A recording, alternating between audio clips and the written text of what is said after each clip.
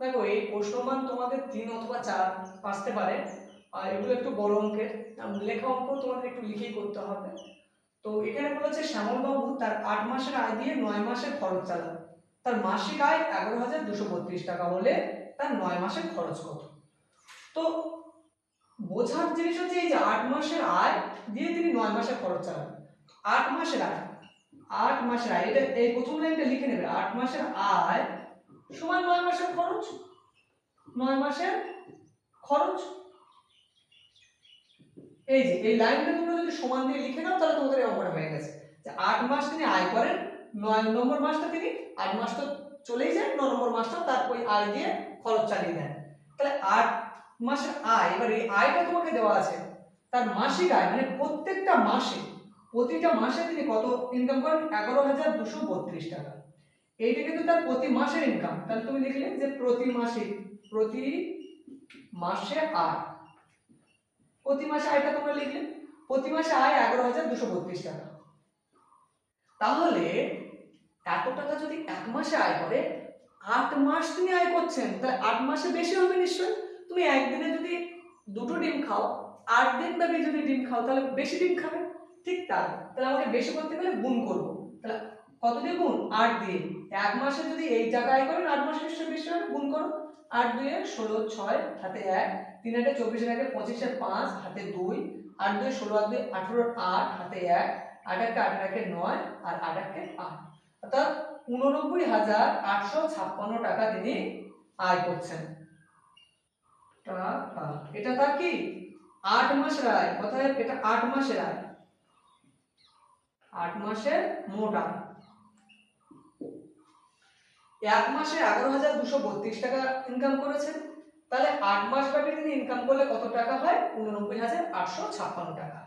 এবার এটাই তোমার প্রশ্নে বলা আছে যে এই যে 8 মাসে তিনি আয় করেছেন সেটাই 9 মাসের খরচ, আর প্রশ্নে চেয়েছো তাই 9 মাসের খরচ। সুতরাং বা অতএব দিয়ে লিখে দাও যে 9 মাসের খরচ হলো, 9 মাসের খরচ হলো এটাই 89,856 টাকা। আচ্ছা, পরের প্রশ্নে আমরা দেখব, পরের প্রশ্নে বলেছে 3টি ঘন্টা যথাক্রমে 15, 20, 25 সেকেন্ড অন্তর বাজে, অর্থাৎ পরপর বাজে, তাহলে কতক্ষণ পর তারা আবার একসাথে বাজবে? তো এই অঙ্কটা তোমাদের লসক বসানোর যে চ্যাপ্টারটা আছে, অধ্যায়টা আছে, সেখানে কিন্তু তোমরা পেয়ে যাবে। তো এই ধরনের অঙ্ক যখনই, এটা এমনকি ভবিষ্যতে তোমরা বড় হয়ে যখন চাকরির পরীক্ষাও দেবে, ঠিক এই একই অঙ্ক আসে যে কয়েকটি ঘন্টা এত অন্তর বাজলো, তাহলে তারা আবার একসাথে কত সেকেন্ড পরে বাজবে বা কতক্ষণ পরে আবার একসাথে বাজবে। তো সেখানে তোমরা লসাগু করে দেবে 15, 20 আর 25। তো আমরা জানি যে এককের ঘরে একক দশক দুটো করে অঙ্ক আছে, দুটো ডিজিট।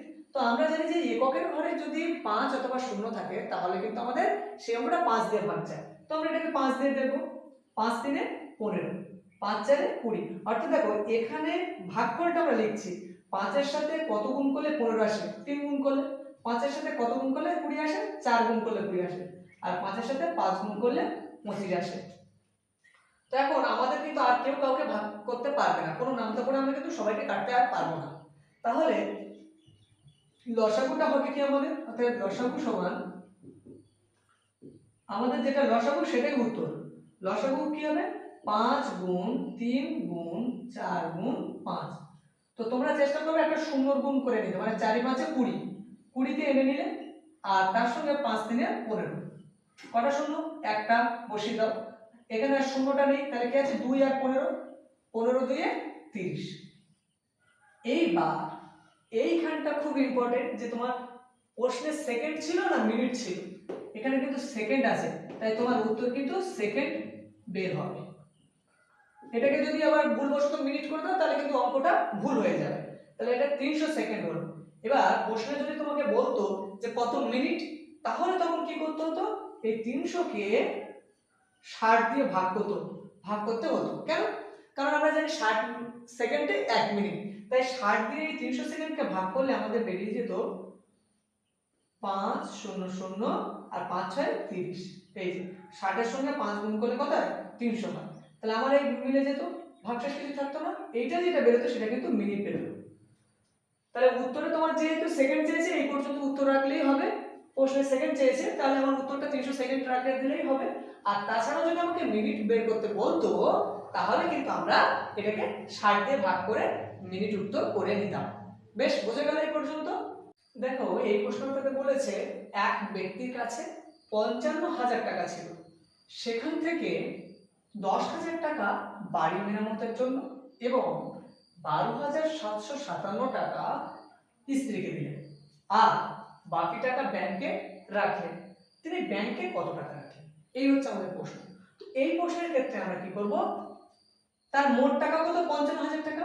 ঠিক একটুখানি বুঝে নাও, তোমার কাছে 10 টাকা আছে, তুমি প্রথমে কি করলে না 2 টাকার খাবার খেয়েছো, তারপরে কি করলে তুমি 4 টাকার একটা কিছু কিনেছো, তো তুমি বাকি টাকাটা তোমার বাড়িতে এসে ফেরত দিয়েছো। তো তোমার প্রশ্ন করা হলো যে বাকি টাকা কত ফেরত দিয়েছো, তাহলে তুমি কি করতে পারো যে প্রথমে 2 টাকার খাবার খেয়েছো, তার মানে এখন 8 টাকা আছে, 8 টাকা থেকে আবার তুমি 4 টাকার কিছু কিনেছো সেটা বিয়োগ করতে পারো, করার পরে আর 4 টাকা আছে, এভাবে বের করতে পারো। বা তুমি যেগুলো মোট ব্যয় করেছো, তুমি 2 টাকার খাবার খেয়েছো আর 4 টাকার একটা যে কোনো কিছু কিনেছো, তো 4 আর 2 6 টাকা, এই দুটো যোগ করে নিয়ে কিন্তু তুমি 10 টাকা থেকে বিয়োগ করে দিলেই তোমার বেরিয়ে যাবে। তো আমরা বারবার বিয়োগ না করে আগে যোগগুলো করে নেব, নিয়ে শেষে বিয়োগ করব। তাহলে তিনি বাড়ি মেরামতের জন্য দিলেন, বাড়ি মেরামতের জন্য দিলেন, বাড়ি মেরামতের খরচ 10,000। আচ্ছা, 10,000 টাকা। আর স্ত্রীকে দিলেন,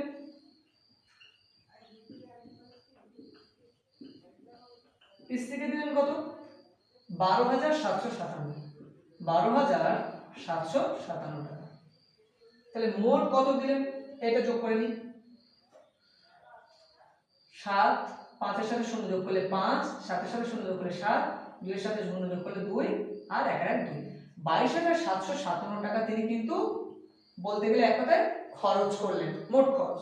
তাহলে তারা বাকি আছে কত টাকা ব্যাংকে তিনি রাখলেন, অর্থাৎ তিনি ব্যাংকে রাখলেন, ব্যাংকে রাখার আগে তুমি বাকি টাকাটাই ব্যাংকে রেখেছো, তো তাহলে বাকি টাকাটা বের করে নিই আমরা।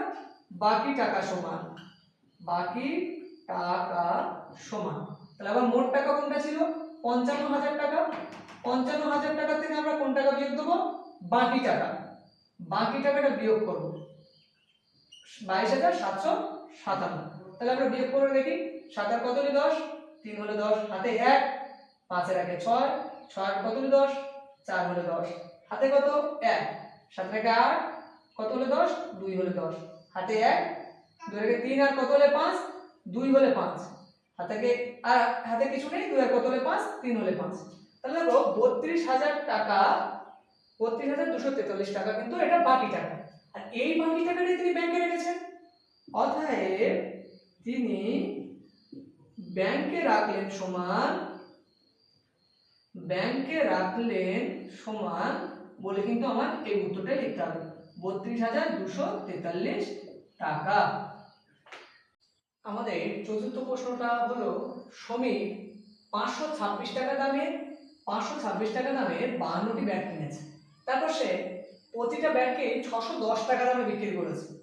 তাহলে সে 52টি ব্যাগ কত দামে কিনেছিল এবং বিক্রি করার পর সে কত টাকা বেশি পেল, অর্থাৎ তার কেনার দামের থেকে বিক্রি করার পর সে কত টাকা লাভ করেছে বেশি দামে বিক্রি করার জন্য। এক্ষেত্রে প্রথমে আমরা দেখি 526 টাকা দামের 52টি ব্যাগ, একটি ব্যাটের দাম 526 টাকা, সেখানে এই যে দামের 526 টাকা দামে মানে একটি ব্যাটের দামই কিন্তু 526 টাকা, তাহলে 52টি ব্যাটের দাম তো নিশ্চয়ই বেশি হবে, আর বেশি করতে গেলে আমরা কি করব, গুণ করব। তাহলে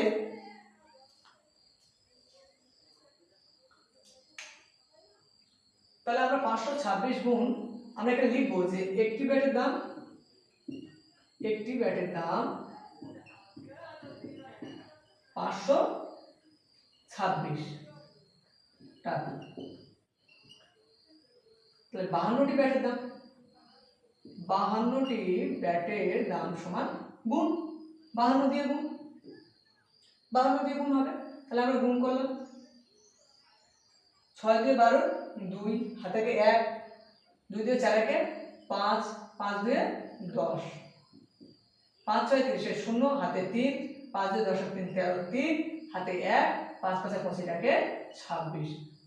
তাহলে 2 5 3 6 7 8 2 27,352 টাকা সে কিন্তু কি করেছে, ব্যাটটা কেনার সময় তার এই টাকাটা লিখেছে।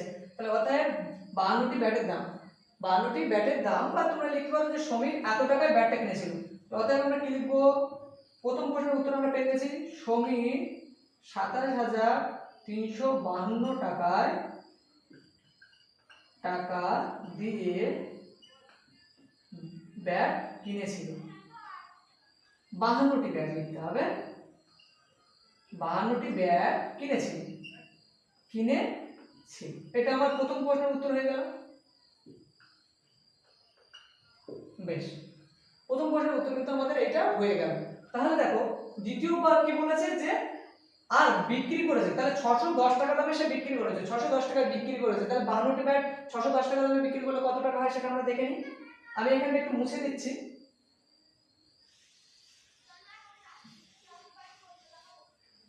তাহলে দেখো বিক্রি করলো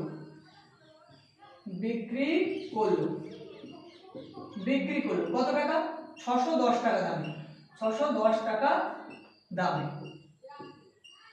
তাহলে প্রতিটি ব্যাট, এখানে আমরা একটুখানি আগে লিখে রাখি, প্রতিটি ব্যাট, তাহলে প্রতিটি ব্যাট সমীর বিক্রি করলো 610 টাকা দামে। তাহলে 52টি ব্যাট সে বিক্রি করেছে কত টাকা, 52 দিয়ে গুণ করো, 0 গুণ সোজা কটা শূন্য আছে, একটা শূন্য আছে, বসিয়ে দাও। 2 0 0, 2 1 কে 2, 6 দিয়ে 12, বেশ। 5 0 0, 5 1 কে 5, 5 6 30। তাহলে কত হলো, 0 যোগ করছি আমরা, 2 5 আর 2 7 1 3। তাহলে 31,720 টাকা সে কত টাকা পেয়েছে, 31,720 টাকা। তাহলে আমাকে যদি বের করতে হয় যে কত টাকা লাভ করেছিল, তাহলে কিন্তু আমরা এর থেকে বিয়োগ দেব। তাহলে এটা বিক্রি করে পেল, তোমরা এখানে লিখতে পারো কি যে সে বিক্রি করে পেল, 52টি ব্যাট বিক্রি করে পেয়েছে,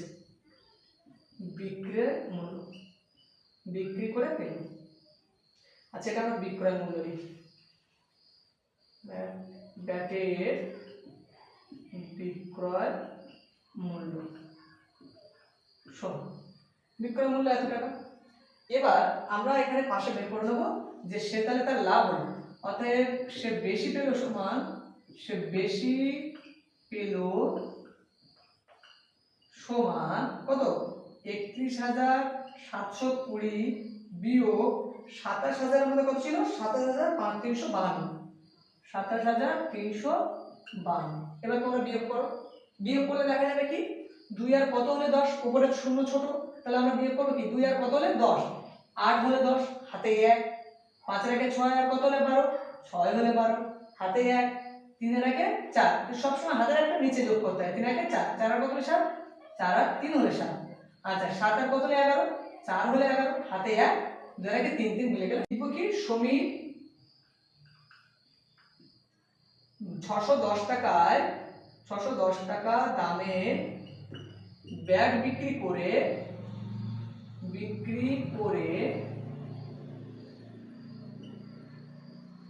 4,368 টাকা বেশি পেল, এই আমাদের হয়ে গেল।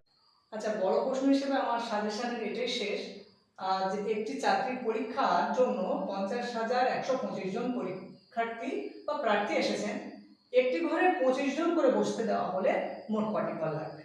তো এক্ষেত্রে আমরা দেখতে পাচ্ছি এটাকে ভাগ করলে আমরা উত্তর পেয়ে যাব। কেন, এক একটা ঘরে 25 জন করে, তাহলে এরকম কটা ঘর লাগবে।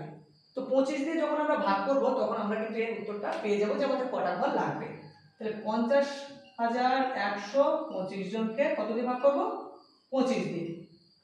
দেখো 25 এর নামটা করলে 5 ছোট, তাহলে আমাদের কত করতে হবে, 50, 25 দুইয়ে 50 মিলে গেল। এবার আমাদের কে নামবে, 1 নামবে, 1। তো একটা করে সংখ্যা নামবে, কিন্তু আমরা কি 1 টাকা আমার কাছে আছে, আমি কোনদিন 25 টাকার খাবার খেতে পারবো, কখনোই পারবো না। তাহলে আমি এখানে একটা শূন্য নিলাম, নিয়ে 25 শূন্য শূন্য, 25 শূন্য শূন্য, অর্থাৎ নামটা তোমাকে পড়তে হবে কারণ আমাকে ভাগ করা কর্তব্য। তাহলে আমি কি করতে পারি, 25 একে 25 বড় হয়ে যাবে, তাহলে 25 শূন্য শূন্য দিলাম, এক নামলো, ভাগ শেষ করে আমার এক হলো। এবার কে নামলো, 2। ঠিক একইভাবে 25 টাকা, আমার 12 টাকা আছে, 25 টাকা কোনো জিনিসের দাম, খেতে তো পারবো না, তাহলে আবার শূন্য নামটা করলাম, 25 শূন্য শূন্য। এবার কে শেষে নামলো, 5। এবার যদি আমরা 25 এর নামটা পড়ি তাহলে দেখতে পাবো 5 25, 4 25 100, আর 5 25 125, 5 25 125। এই আমাদের কিন্তু ভাগটা হয়ে গেল। তাহলে দেখো তোমরা এই দুটো ধাপ, মাঝে দুটো ধাপ কিন্তু তোমরা না করলেও করতে পারতে। কেমন ভাবে, আমি যদি আরেকবার ভাগটা দেখাই, 25 দিয়ে 50,125। দেখো 25 দিয়ে 50 লেখার পর আমার যখনই দেখছি এক নামলো, কিন্তু আমার এককে তো ভাগ করা যেতে পারে না, তারপরে 2 নামালাম। এবার এখানে কিন্তু এককে ভাগ করতে পারবো না বলে একটা শূন্য দিলাম, 2 কেও ভাগ করতে পারবো না বলে আরেকটা শূন্য দিয়ে দিলাম, তারপরে কে নামলো, 5। তাহলে 5 25 125। তাহলে আমার এটা কিন্তু এখানেই সমাপ্তি হয়ে গেল, আমার এই দুটো লাইন এক্সট্রা করার দরকার হবে না। তাহলে আমরা এখানে দেখলাম যে প্রথমে এক নেমেছিল, এককে ভাগ করতে পারবো না বলে শূন্য দিয়েছি, 2 কেও ভাগ যায় না বলে শূন্য, আর 5 নামলো তখন আমরা নামটা করে মিলিয়ে দিলাম। তো আমার কটি ঘর লাগবে, অতএব 2005টি ঘর লাগবে। বেশ, তাহলে আশা করি সম্পূর্ণ ক্লাসটা দেখলে তোমাদের ভালো লাগবে। তো পরবর্তী অন্য ক্লাসগুলোর জন্য তোমরা চ্যানেলটা সাবস্ক্রাইব করে রাখবে এবং ভালো লাগলে অবশ্যই লাইক এবং শেয়ার করতে ভুলবে না। তাহলে এই পর্যন্ত, আর আমি আশা করছি এর ভেতরেই তোমাদের বেশিরভাগ অঙ্কই আসবে, আর যদি দু একটা এদিক ওদিক হয় তো সেই ঠিক এই প্যাটার্নের অঙ্কগুলোর মধ্যে থেকেই আসবে। ঠিক আছে, ধন্যবাদ সবাইকে।